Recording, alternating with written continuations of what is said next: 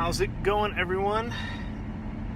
Finally getting back into some semblance of a routine here after doing our little evacuation dance with good old Aunt Flo here. Luckily, we came out the other side unscathed, and relatively no damage here in the Charleston area. Same can't be said for many other areas, obviously. So, we kind of dodged a bullet here, but it's gave us a little pucker factor here, and made us a little nervous. But we had a plan. We executed it, and we learned a few things. But it made for a relatively stress-free evacuation. We boogied up to upstate New York to be near family and friends. Didn't want to get stuck in some random hotel, for possibly a week or two, or possibly more, if we did take a direct hit here in Charleston. But anyways, this is a good reminder of how fragile our lives possibly can be.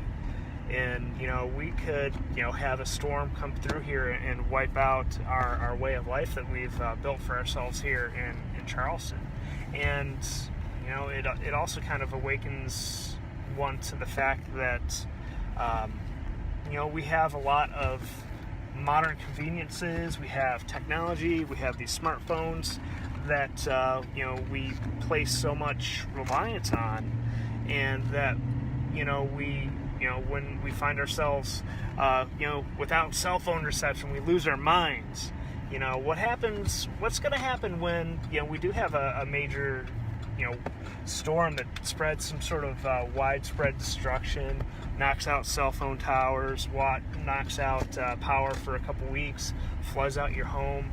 Have you prepared yourself for those types of possibilities? And moving down to an area here like Charleston that's susceptible to hurricanes, that's something that my family and I we are prepared to deal with. Although we would not like to deal with it, it's something that it's a fact of life. It's reality, and I think that if we can stay connected to reality and be prepared for these situations that we sometimes find ourselves in, we can deal with some of these losses a lot easier. I mean, it's not easy to begin with, but it can be a little more palatable, when you do lose power for a few weeks, or the stores run out of food. Have you scouted out your area for, raspberry bushes or any other types of food sources? We've come to rely on, like I said, these modern conveniences like stores, and having clean drinking water at our taps. Do you know how to boil water? Do you know how to purify water? I mean, these are some very, very basic things, and I'm not trying to tell everyone to run around with tinfoil hats on and just get all crazy being prepared, being super prepared, like being you see on the shows, preppers. I don't think we need to go to those lengths, but just having these basic survival tools at your disposal will go a long way to help you out in these situations.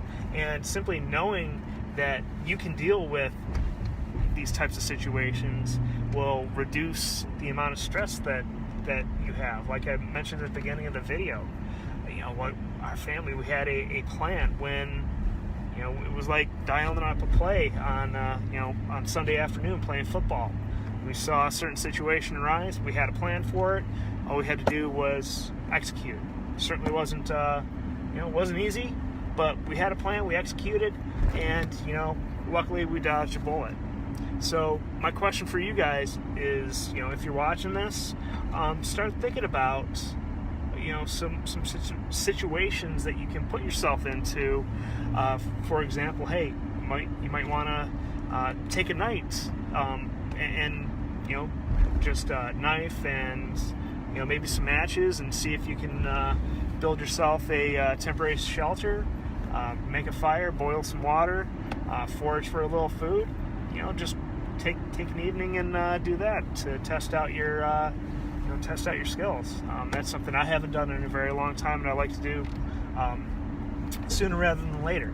But it's when you do have losses, and losses in life are inevitable. Being prepared and thinking about how you will react, even just thinking it through in your mind, will go a long way in helping you deal with tough losses like we just saw with so many people up in North Carolina. And like I said this morning, I don't mean to make light of their situations, and we all have our reasons for having the things that we have in our life. But if we can prepare ourselves to possibly have to deal with not having those things, I think we're going to be a lot better off. And a side benefit might be, hey, maybe we'll start losing this entitled mentality that we have all over the world, and especially with, oh my God, I'm going to sound old saying this, but kids these days. So that's all I got. I'm starting to ramble here. If you're catching the replay, let me know that you watched it. If you love this topic, like Brandon said he does, give me some thumbs up. Pump that heart a couple times, and appreciate you guys tuning in. I'll chat with you guys later.